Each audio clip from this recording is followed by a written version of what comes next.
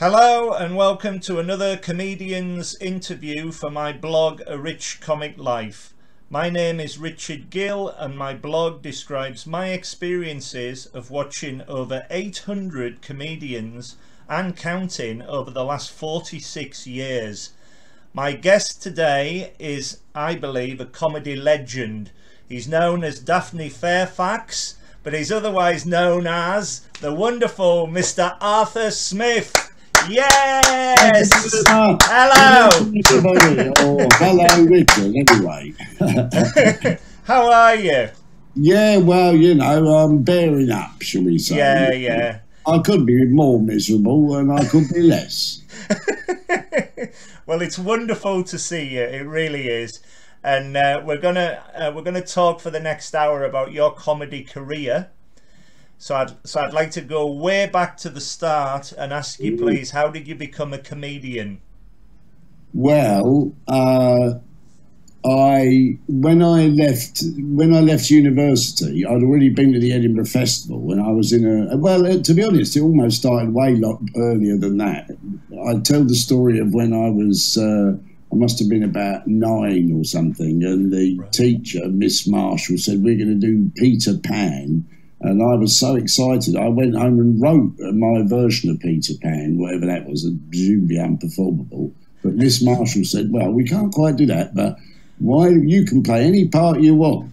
And so I was Captain Hook, and I intended to come on, I had a coat hanger and everything, to come on stage shouting and screaming and frightening everybody. But I came on and everybody started laughing instead. And the more I tried to terrorise them, the more they laughed. And I think it was sort of at that point I thought, oh yeah, comedy, that's something I like doing.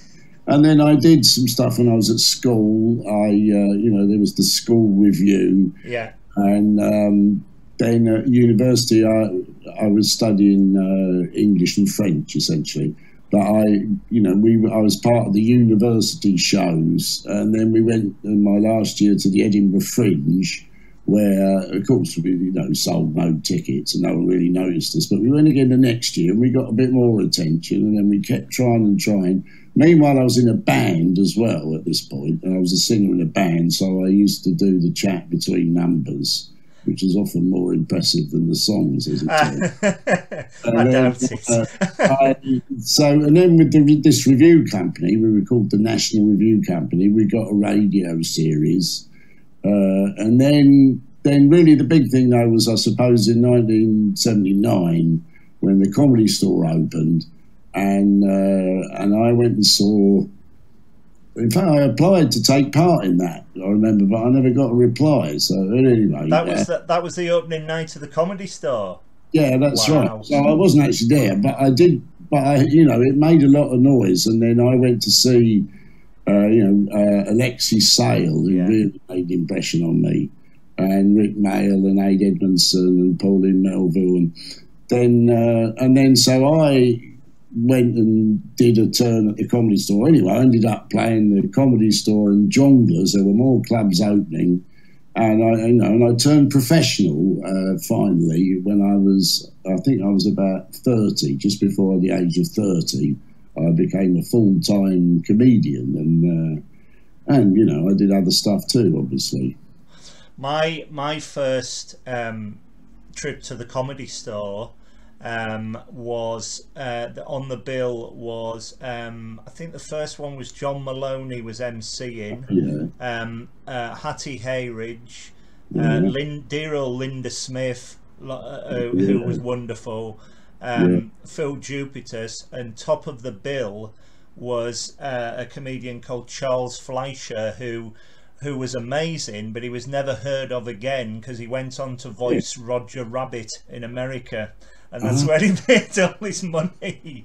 And he was extraordinary to see. He was this mimic. It's funny how there are names. I remember doing gigs at the Comedy Store, and there were names of people think, I wonder where, some of them became famous. Like the ones you mentioned there, and but then some of them did just sort of disappear, and you never quite knew. There was one guy I remember who actually he died on top of a hill somewhere, quite young. Right. His name was he was a vent act.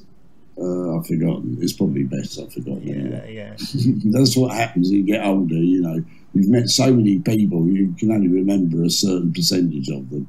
That's the wonderful thing I think about my blog, though, because I've seen so many. Yeah. I've got so many memories, and I love watching them develop and go as far as they want. 800, you say you've seen? I've seen. By the end of it, originally the blog was a book, but I couldn't afford to publish it, so I thought to myself, turn it all into a blog, and I think by the end of it, I'll have seen over 1,000 comedians since the 70s, which is extraordinary.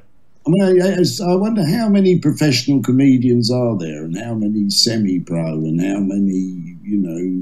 It's a good question. I would say there are a lot now. It's fewer than there are surgeons, for example, or miles fewer than doctors. It's still a fairly rarefied thing, although there are a lot of. I mean, when I started, there seemed to be relatively few. There was, especially on the alternative circuit. Yes, yeah. Like a handful of us for a while. Yeah. But then, you know, most of the comedians that were then were from, you know, the sort of northern circuit, or doing, you know, they do Blackpool and we did Edinburgh. Yeah, yeah. The ones on the telly at that time, but. Well, the first year I can remember going to see a comedian was on holiday in Scarborough in the 70s. Excellent. And in the space of a year we saw Les Dawson, and then we saw Tommy Cooper. Wow. And Tommy Cooper was just incredible. I met him once. Oh, wow. Wow, that must have been amazing. Yeah, well, it was a bit like, whoa. And there was someone had a good story. Who was it? A friend of his had gone on holiday with him to Morocco, supposedly. And they were going round Marrakesh market, and there were fezzes. And apparently the man saw Tommy Cooper and said, "Hey, just like that." And then Tommy's friend said, "Well, did you know who he is?" And no, he said, "But every English person come past here, just like that." Oh, that's Well, funny. you saw Tommy Cooper. You really are a proper historian. Well, I mean, there are so many memories. When we saw him, the curtains opened, and he's lying on a bed, and there's one woman in the audience crying with laughter, and it trickles round, so everybody's laughing, and he hasn't done a thing. And that's what he did. And after about 5 minutes, he popped his head up and he went, "What? Has somebody come on?" And everybody just collapsed with laughter. Well, that's kind of ironic, though. Well, yeah. Yeah.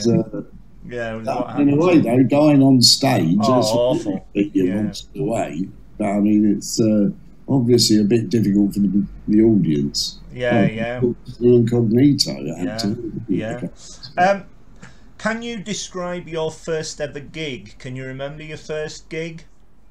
Well, it depends what you mean by gig. I mean, I had done stuff with the review company, but my first stand-up gig was at the Comedy Store. Must be 1980 or something. Right. And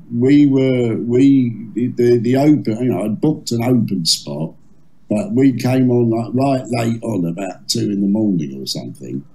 Or I did, and I was really nervous, and I foolishly drank a bit too much, because I didn't realise it was going to be so late, and so frankly, it wasn't very good, and I didn't do it again for 6 months, and then I started emceeing at the Hemmingford Arms in Islington, right, and I realised I was good at the comparing bit, and you didn't have to do too long, and bits, and you react with the audience, and so by the time the Comedy Store reopened, that's when it went to Leicester Square after it had been, and I was booked straight off as the MC without, I didn't have to do an open spot because I'd already made a reputation at the Hemmingford, and then it was funny. It was about 5 years where I did every other weekend at the Comedy Store and the other weekend at Jongleurs comparing.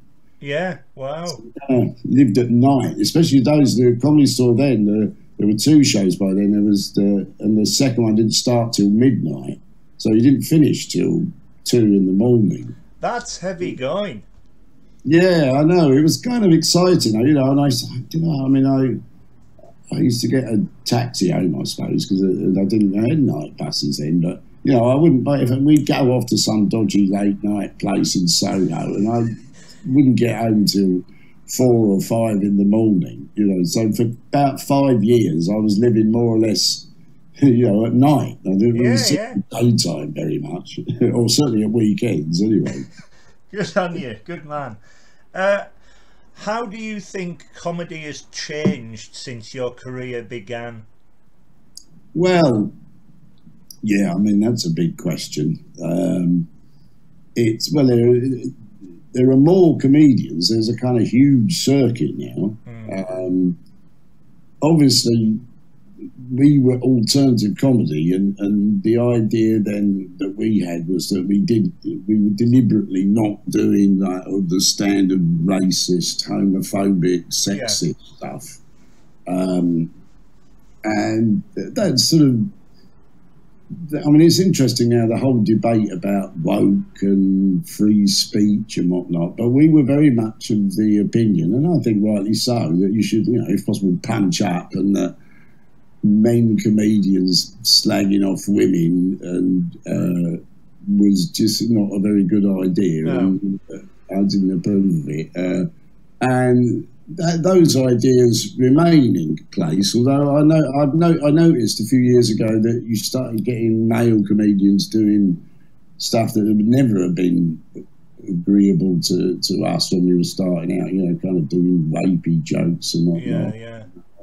And also comedy since then, I mean, then it tended to be you did material. I mean, even if it was about modern stuff, it kind of had a jokey feel, whereas now more and more people tell their own stories, and, you know, people have their sadnesses and difficulties in life, and they perform them on stage, and so it's much more personal, I think, than it was when I started out. Right.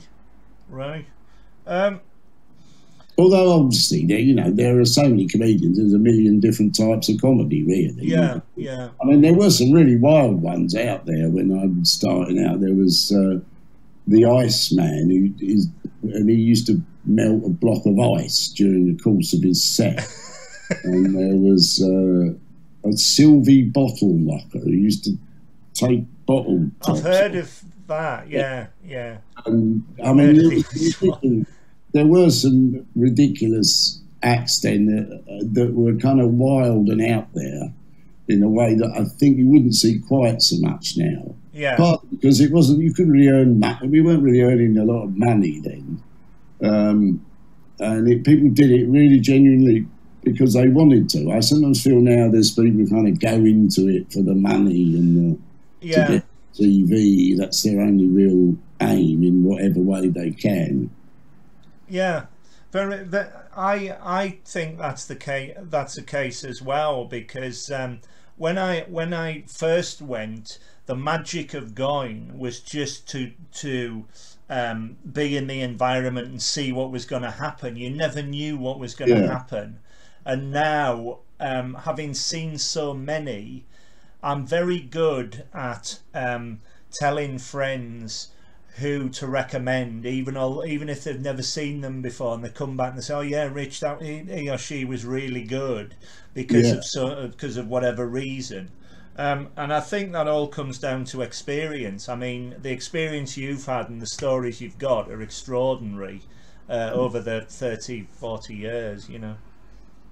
Yeah, I've been around a long time, and and I've got a lot of old stories. But then, there's a whole new world of comedians coming there, and one should applaud them too, and with their new takes. I mean, I'm a bit of an old fart now. If I do a gig now, I have to sort of address the fact that I'm an old bastard, And the old repeat themselves. The young have nothing to say. The border is mutual.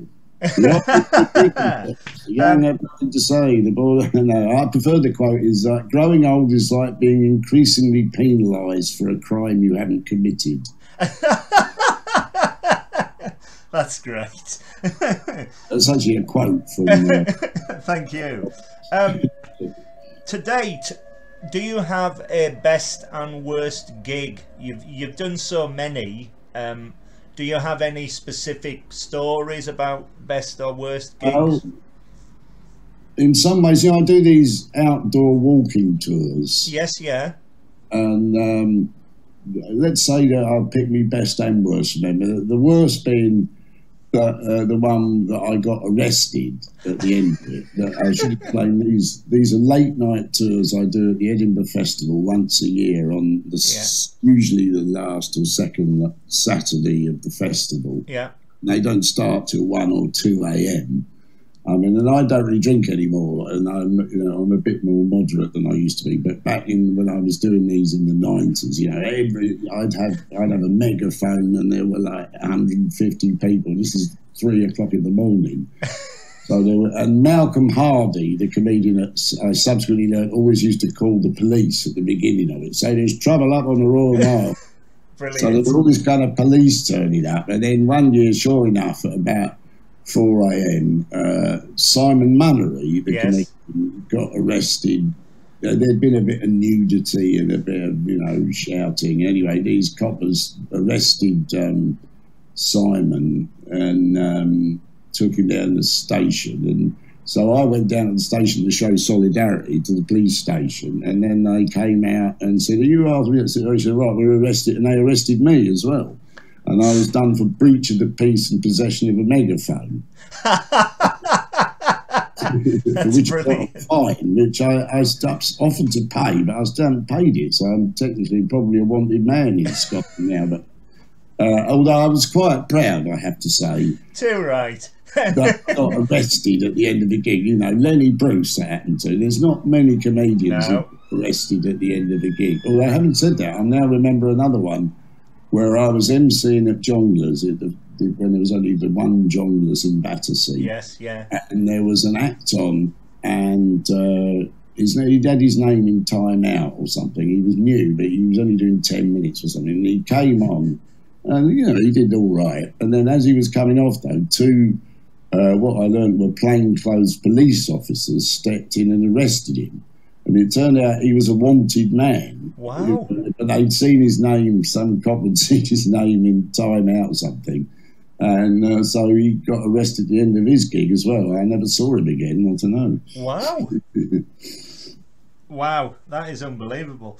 And your best gig? You must have had loads. Yeah, I think... well, again, I'm going to go with one of the outdoor ones. I did a version of Swan Lake outside, and it was a kind of walking tour. And I ended it with the audience facing me, and then Arthur's seat behind. Brilliant. In fact, Salisbury Crags. And I did this poem and ended up and saying, maybe somewhere on a hill, someone's dancing for you. And they turned around, I pointed, and I had 5 ballet dancers set on top, more or less, right on the ledge of Salisbury Crags there, started dancing. And it was just the scale of the joke, and people were so amazed. And it was just quite a magical moment, I remember. That's the wonderful thing about you, though, your originality to make an audience laugh. I've always been staggered by. That's why we always keep coming back to see you, to see what you conjure up next. It's amazing. Well, yeah, thank you. I try and do original things wherever possible, and I've done some tired old shit too in my time. But, I think of myself essentially as a Dadaist.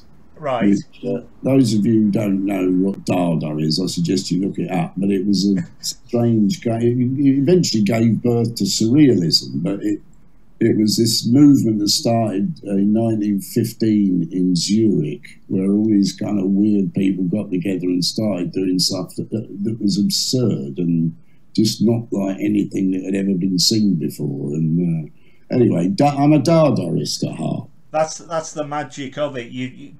Because you don't know what you're going to get next with you. It's totally unexpected. Yeah, well, I don't always know either. What do you think makes a good comedian? Well, someone who makes an audience laugh. It's as simple as that. It's the number one thing, isn't it? You've got to be funny. that's the great thing about comedy as an art form is, unlike anything else, you know, the response is instant and audible. If you're getting laughs, you're funny. If you're not getting laughs, you're not. Of course, this, you know, obviously some audiences are different, and so with some you'll get a laugh, maybe with others you won't. But you know, if you've done 4 gigs in a row where you went down the pan, it's probably time to give up. But everyone has a few bad ones, and the sound of laughter, you know, I love the sound of laughter. It's just magical, isn't it? Yeah. I always think that's the closest we humans ever come to sounding like, you know, chimpanzees. I mean, people go, ah, ah, ah, oh, oh, oh. Now, of course, you're famous for your laugh, Richard. You're very kind. It is, well done. Well, the origin every laugh is a signature. Every laugh is a sort of shout out to the creatures that came before. Yeah. I think I had to do.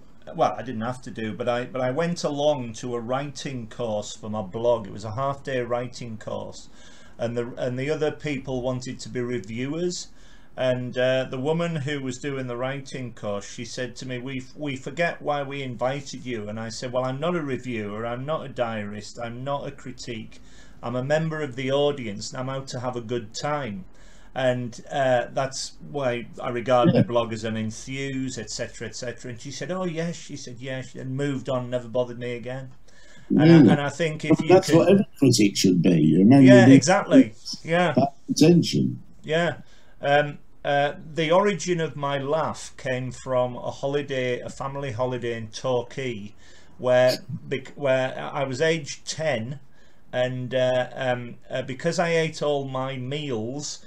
We were invited. Mum and Dad took me to a show. We went to see Tom O'Connor, of all people, at Paynton, and I laughed so hard that it actually floored his act, and he didn't know where to go.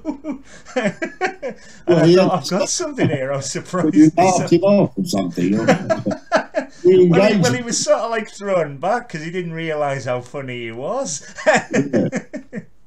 Well, there's not many comedians who complain about too much.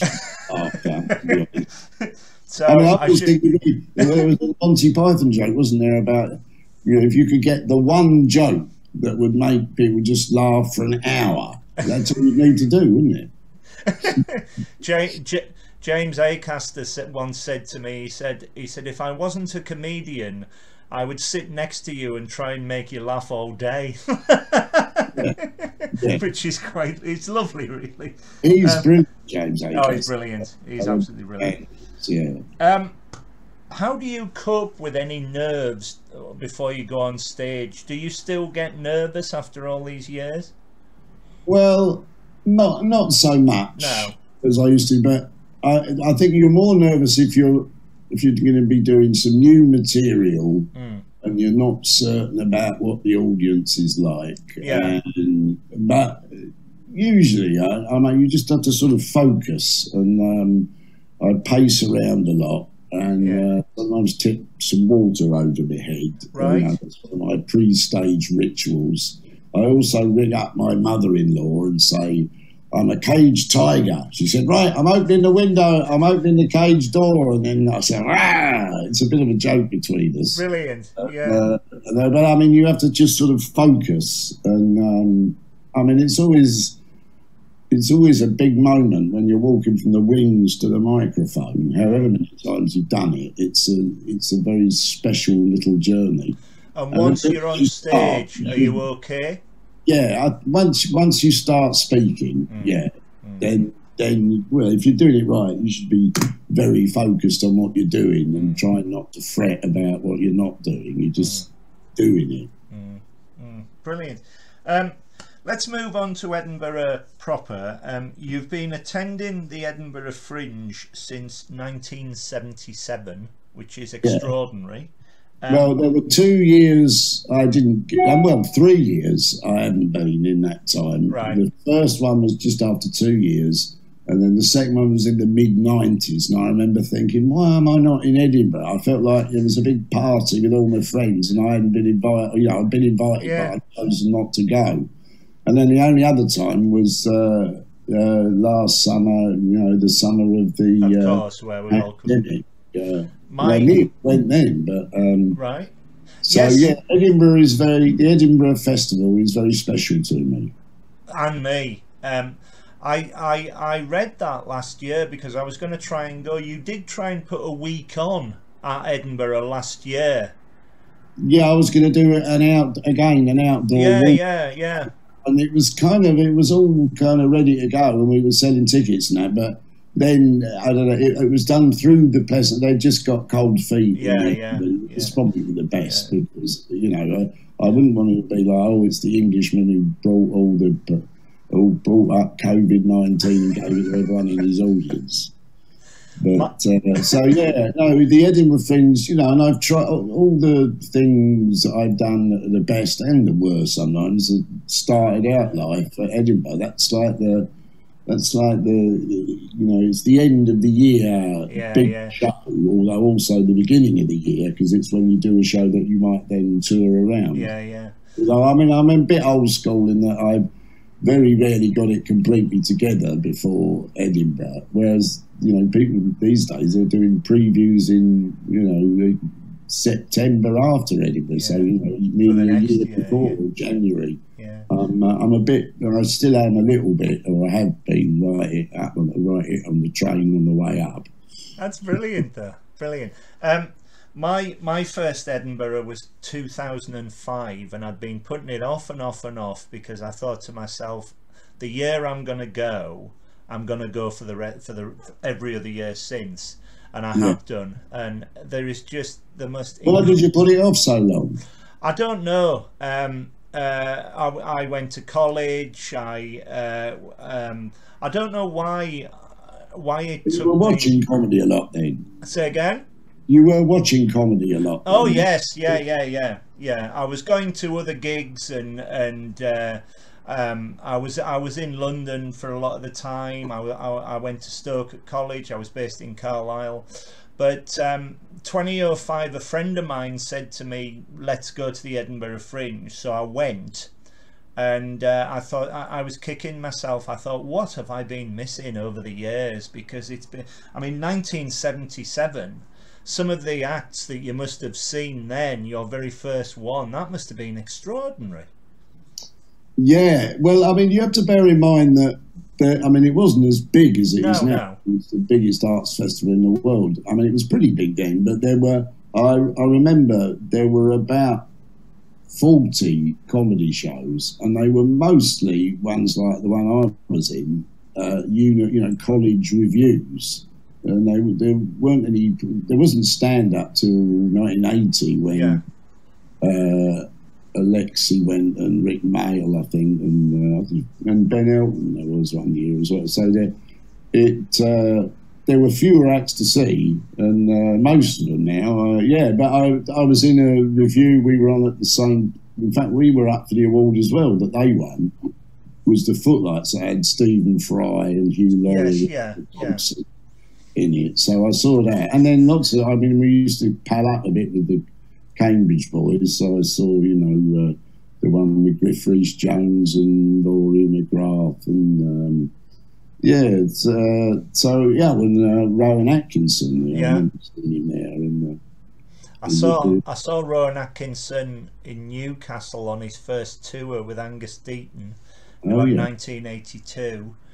And I saw Rick Mail and Ben Elton. I saw Ben Elton at college in Stoke, and I saw Rick Mail. Rick Mail played Carlisle, and he jumped on stage. His trousers exploded and started saying, "Ladies and gentlemen of the Carl," and then he started the show. And he realised, he kept calling Carlisle the Carl, and he realised that somebody next to me was not laughing, so he jumped down and threw him out. It was just an extraordinary experience. He's a sad loss. He really is. You ever see Ken Dodd? Oh, Ken Dodd, I've seen 4 or 5 times. I once got into an argument with Ken Dodd at Crewe, a playful argument. He came on for the second half, and he wanted to tell me. Presumably already about. It was about 11 o'clock, and he wanted to tell a joke about a newspaper in Crewe, and I yelled out it was the Crewe Chronicle, and two dear old ladies behind me went, no, it's the Crewe Mail. And I went, no, it's the Crewe Chronicle, it's the Chronicle. And they went, no, it's the Mail. And he floored him. He couldn't stop laughing. And he said, sir, where are you from? I said, Carlisle. He said, so it must be the Crewe Mail then, and they're right and you're wrong, and I'll see you on Sunday. Well, which one was it though? It was the Mail. They were right. Was there a Crewe Chronicle though? There was, but I think one was just going out of circulation. Yeah. So I completely messed it all up. But local papers, you don't see them as much. No. But what was interesting at the end of that, at the end of the half, when we're all still awake, as he walked off, he gave me a thumbs up, which meant thank you very much for all the audience banter, which is what he clearly was after. Because from that point he took the mickey out of me for the rest of the half, which I loved. You know, I did a gig with him once. It was some kind of corporate affair in. It was up at that Beverley race course. I don't know what it was anyway. And I was the MC, and he was like top of the bill, and he was down to do only 40 minutes. But of course, obviously, being Ken Dodd, there was no way he could only do 40 minutes. So he carried on. He'd done about an hour, and then they paid off the band who was meant to go on after, because they, and then he did another, 20 minutes, and then the bloke running the event came up and said, "Look, Arthur, can you just go and pull him off?" I said, "Oh no! If you think I'm going to go and get Ken Dodd off stage, I refused, and someone else had to go and do it." Oh God! No, he was. I always thought it was rather amazing that he, it was almost as though that was the only place you wonder if he was truly happy, because he was just so anxious to be on stage all the time. Really quite what he was like outside of that. Exactly. Yeah. I mean, we saw him in Carlisle at the Sand Centre there once. And he's infamous for staying on stage till the early hours. And the interval was about 10:30, and my friends around me thought that was the end of the show, and they all got up and went for last orders in the pub. And I followed them. I thought I'll go with them. We had a few jars, and we were done by about 12:30. And as I walked past the theatre on the way home, the lights were still on. So I thought, I'll walk back in. My seat was still there. There was no problem. I sat down. He was still on stage going for another hour. Because I gather they had to have kind of special arrangements because obviously the staff, the SM and the a lot of them gave him the keys. I used to do a joke when I go and do gigs, and they'd say, "How long do you do?" I say, "About the same as Ken Dodd." And then they go, "Oh no." I think he had to have a special arrangement to pay them extra. Well, and why wouldn't you? No, it's like you go to work for 8 hours and you're there for 15. You should get the overtime. He was extraordinary, really was. Yeah, he was. Right, so let me go through a roll call. I've just dropped the sheet of paper. Let me go through a roll call of your Edinburgh shows that I've seen. I went to see Arthur Art in 2007, which I was well impressed with. I saw Cobbled Up Shambles in 2010. Oh yeah. I saw your Pissed Up Chat Show in 2011. All your Leonard Cohen shows, all three of them. We saw Oh Hazel, which was wonderful. With the poems, and we saw Arthur Smith's Sid in 2018, dedicated to your dad. Can you describe your writing process, if you've got one, and how do you get your ideas for shows? Yeah, that question, that John Cleese always had a good answer to that question when he was asked, where'd you get your ideas from? And he used to say, "Oh, I get them from a newsagent in Cardiff." But I don't know. Well, ideas sort of float around, and then you get to the point where you think, right, I've got to decide what I'm going to do, and then bang, you have to sort of grab at one of them. I mean, for every show I've done, there've been probably 20 that I've considered doing, and because I like the idea of a bit of singing it. I mean, the Leonard Cohen ones came about because in the early 90s, I did a show called Arthur Smith Sings Andy Williams. Yeah. I only picked that title. I had a title. I didn't know what the show was going to be, and I just picked that title because I thought it sounded silly. I mean, you probably don't even remember Andy Williams. But then when I came to do it, I got fascinated by this Dadaist character called Arthur Craven. And I thought, I want to do a show about him. So I did a show about him punctuated by pointless Andy Williams songs, which I did with Tony Hawk's, and it ended up becoming something quite very original and different.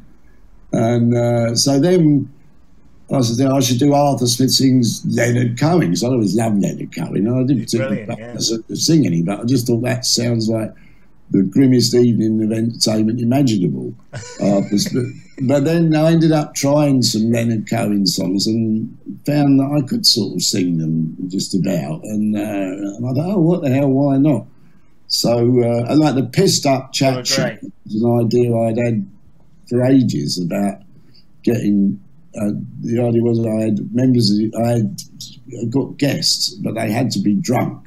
Yeah. And I tested them when they came on with a breathalyzer to see if they were properly drunk, and if they weren't allowed on. Because I was interested in the idea of in vino veritas, and because drunk people can be very funny. Of course. But what I discovered with that show was that, sometimes people were ridiculous and funny, but then quite often they were, as drunks can be, very boring. I don't know who was on the night you saw it, Richard, but I hope it wasn't one of the boring ones. No, it was a riot. I think I was drunk. I can't remember who the guests were. Well, that's very good of you showing solidarity with the guests.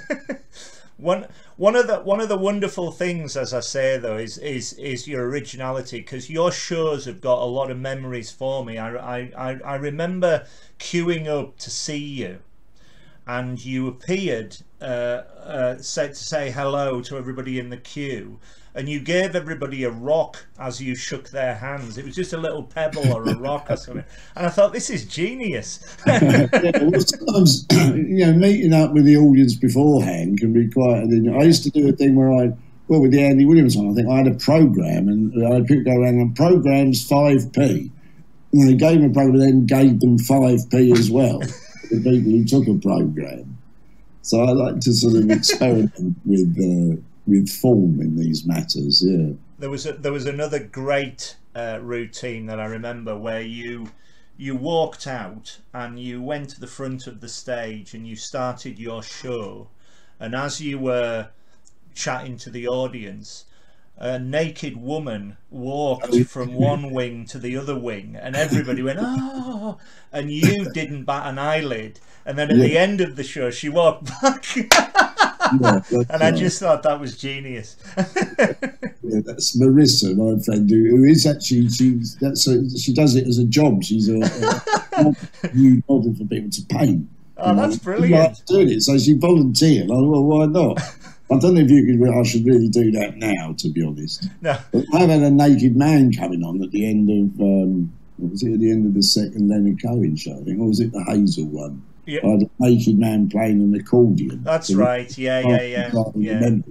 And I also remember... With a big finish. Yeah, I also remember you did, you sang Arthur Smith and His Amazing Dancing Bear, a bloke in a bear suit dancing next to you. That was great. Yeah, sometimes, in a way I like the purity of stand-up, but sometimes just bringing something ridiculous into it can, especially in a longer form show, can, make a nice difference. Oh yeah, very much so.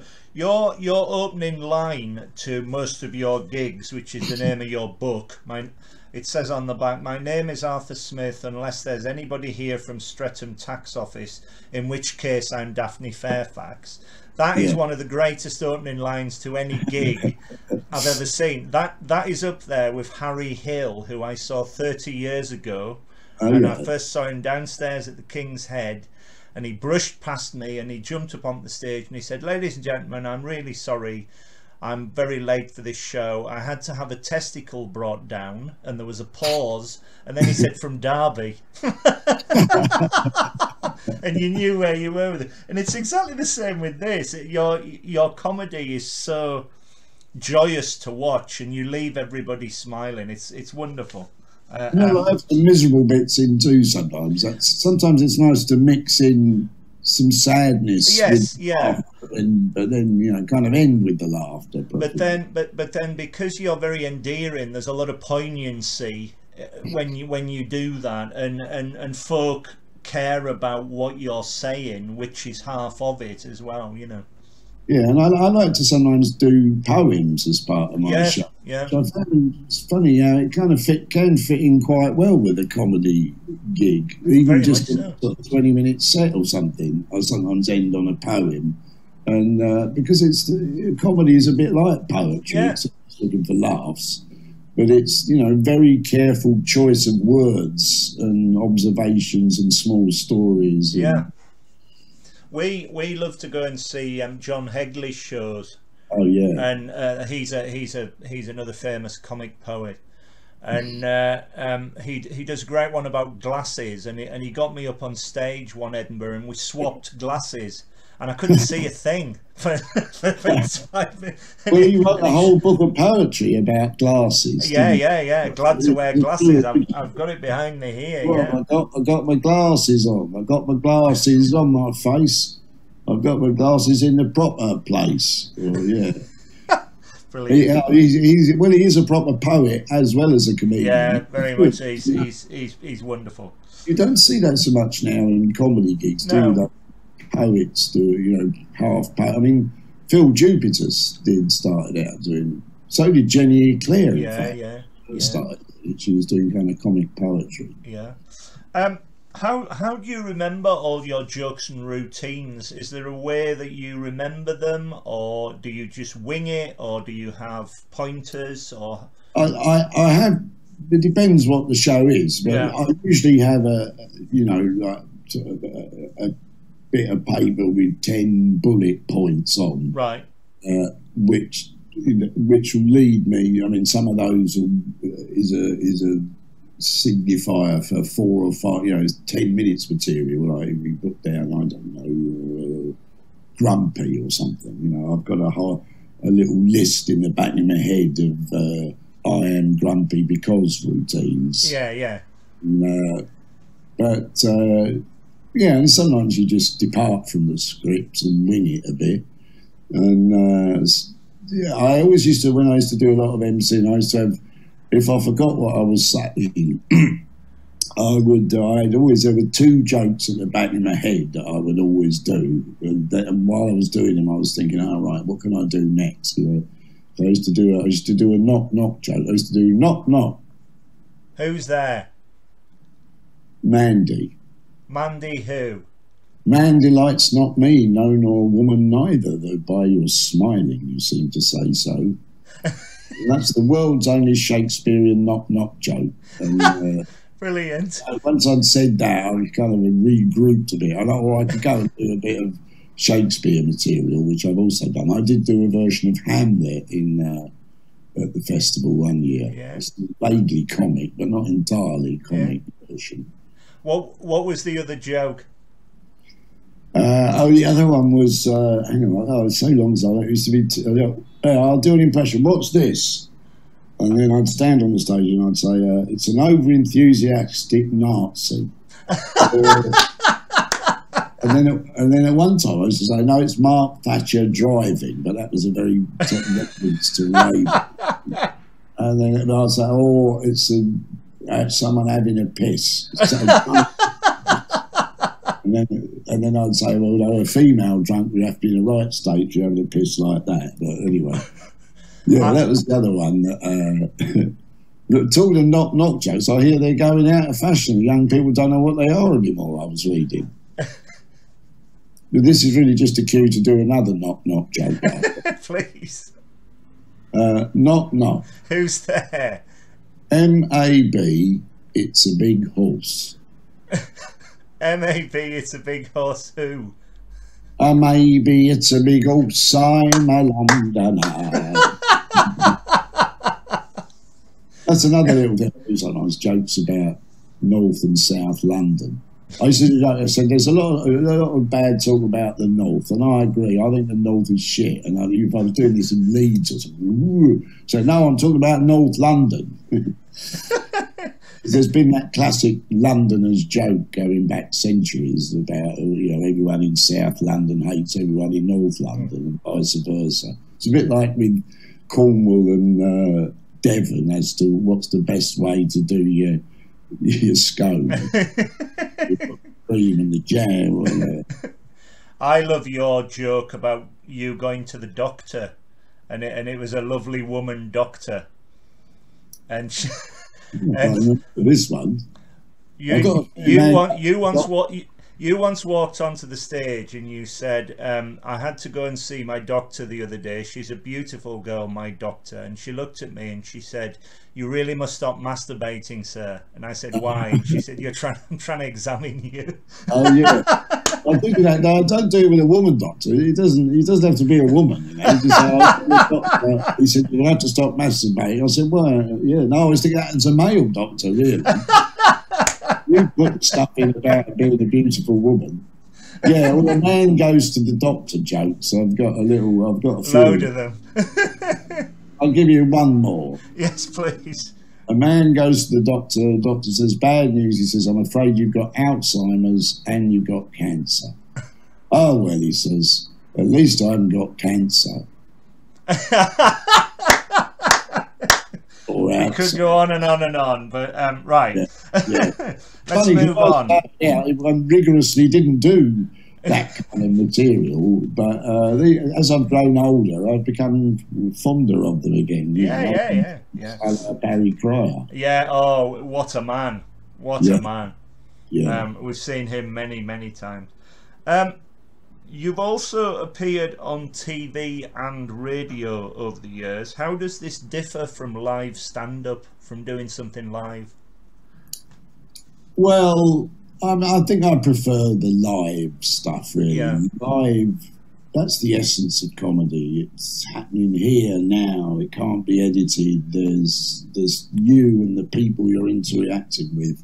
But, I like doing radio probably more than TV. And I've done a few, in fact, I'm doing a radio version of my show about my dad, Sid. Right. Doing a half-hour version of it. Very good. So, I've done a lot of radio over the years. I'm still on loose end sometimes. Yeah. Radio before. I prefer, as the old thing, I've got a face for radio, probably, is... TV, it's just all, I don't know, it's always full of sort of cheating, really.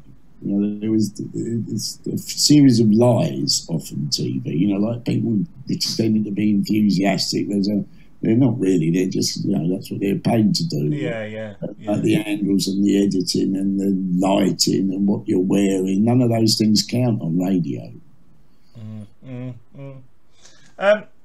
We're all living in strange times. It's been a horrible, awful time. How have you found online gigs as opposed to live stand-up gigs? Have you done any? What do you think of them? I've done a few, not that many. I'd rather do them than nothing at all. But I don't really enjoy them because, for one thing, everything's out of sync. So even if you've put in people who are some of the audience and you can hear them laughing, but they're always laughing a beat after they would do normally. Yeah. Just difficult to find the rhythm of it. And and you know, you can sort of talk to people in it, but it's always a bit awkward. And yeah. So, frankly, I'm not one for Zoom gigs, No. but I can do them, and Yeah. I've done a couple that were quite fun. But it seems ridiculous, you know, sitting here doing a gig. You're meant to go out and get the train there and stand in the wings and say hello to the other comedians and listen to the sound of laughter in the where it should be and hear the people coughing and farting and human beings. Do you remember human beings? Yeah, I totally agree with you. I do go to a lot of online gigs. I go to Jarlath Regan's gig, the Irishman Abroad, the Return of the Crack gig on a Friday. I go to Always Be Comedy. I go to. So you go to them? Well, I'm here on them, or I actually physically go to them. But I always look at online gigs as being a super substitute for the real thing. I think with lockdown, if they weren't there, I'd have gone mad. I would have. You have to, because I've got such a passion about comedy. The very fact that they're there, I will go to them. But the first, or I will dial into them.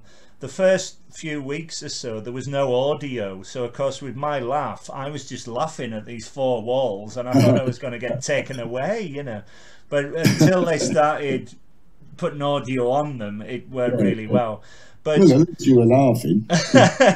but you can't beat a live comedy night, and I really hope they come back. Well, I'd love to go to a pub. You know, it might, even as we speaking now, it all might be back to normal when they're watching this. Who knows? Let's hope. Because I mean, you're in a room and anything can happen, and you're only in that one environment at that particular point, and you're with a group of people who will never be gathered together again. You know, every occasion is unique like that. Wonderful. Who are your favourite comedians, past and present? I think Aristophanes is quite funny. He's the best. I think French and Saunders are hilarious. Victoria Wood is a genius. Carolina Hearn, fantastic. Linda Smith, who I love. Linda. I'll do two old Linda jokes that I'm sure she would mind me doing. I've always thought she really nailed our relations with the Middle East. She said, see, the trouble with the Middle East is that somehow or other our oil has ended up under their sand. And I think that is a perfect analysis. I used to get a big laugh. So what was the other one I said? Because she was a humanist, and she said, if God had wanted us to believe in him, he would have existed. So I know, you know, the present generation, I think, you know, Catherine, she was wonderful. You mentioned who was it you mentioned earlier on? I think he's brilliant. The guy, what's his name anyway? Him. Yeah, there could have been anybody. Tom O'Connor, that's it. Tom O'Connor. And Ken Dodd. Ken Dodd. I mean, as a youngster, I was a fan of Monty Python. Because they were doing sort of completely different thing, but over the years, you know, there's always new brilliant comedians coming into play. There's some that I don't find particularly funny who do very well, but then, you know, you can't love everybody. I think because comedy's subjective, there's a space for everyone in it. But certainly when you were talking about Linda Smith, I went to they did a show in Edinburgh in honour of her, and it was at the Assembly Hall, and after the show I went into the Weatherspoons next door, and Hattie Hayridge was sitting there, just sitting at the bar, and I went up to her and I said, I said, I hope you don't mind, but I'm a big fan, and I've just seen the Linda Smith memorial show, and she talked to me for a good half hour about how they were, because they were a double act, weren't they, in the 80s and the 90s, Linda and Hattie. They were on stage together quite a lot. Oh, I didn't. Yeah, I don't know whether there was so much a double act, but they certainly worked a lot together. Yeah. Yeah. She was a one-off. She was. She was extraordinary. Like me, do you have time to go to a lot of comedy gigs as a member of the audience? Well, not as many as I used to be honest. But obviously during the pandemic. No, yeah. If I'm in Edinburgh, I'll probably go and see. I tend to be more concentrated on my own.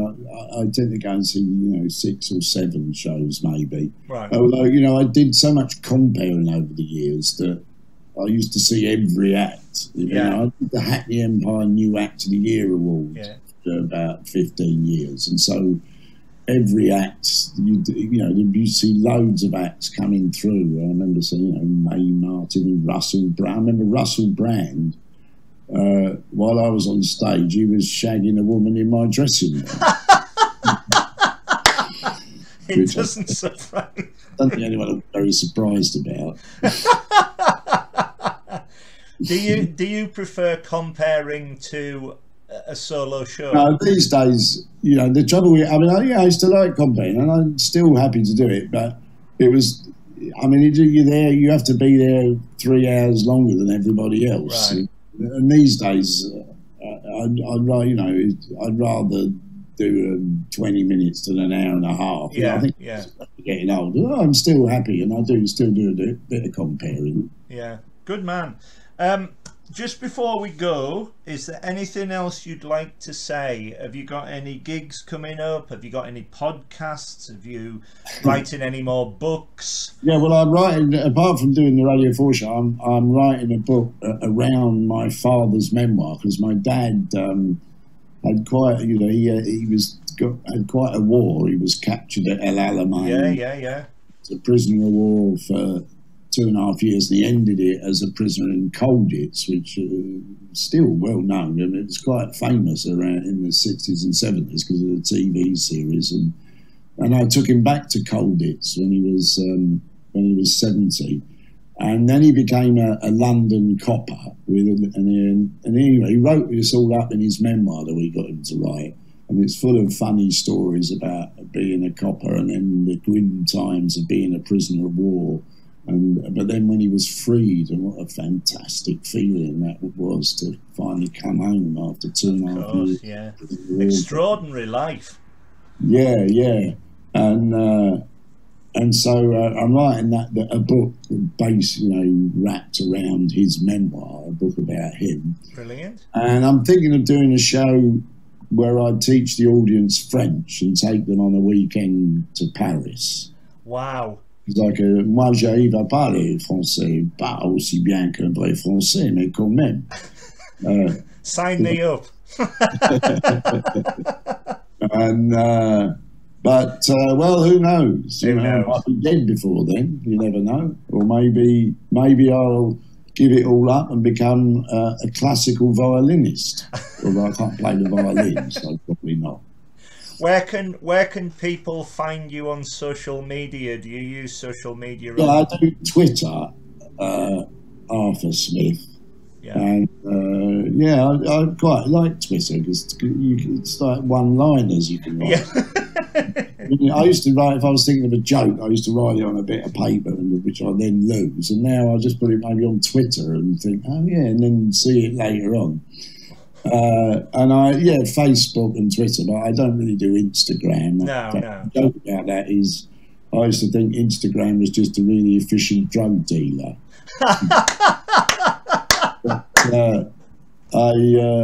But Twitter really is the main thing I do with those. And although I kind of, I can see it's very easy. You just sort of get sucked into all that. Yeah. It's very useful for promoting my blog, but that's all I do. Yeah. Well, you do Facebook or? I do all of them. I do Facebook, Twitter, WhatsApp, Instagram, LinkedIn. There's loads of them. Oh yeah. LinkedIn. I have got a LinkedIn one, but I just wrote rubbish. And if you look me up on LinkedIn, it doesn't make a lot of sense. Arthur, Thank you so much. I could talk to you all day. Your stories have been brilliant. They've been so funny.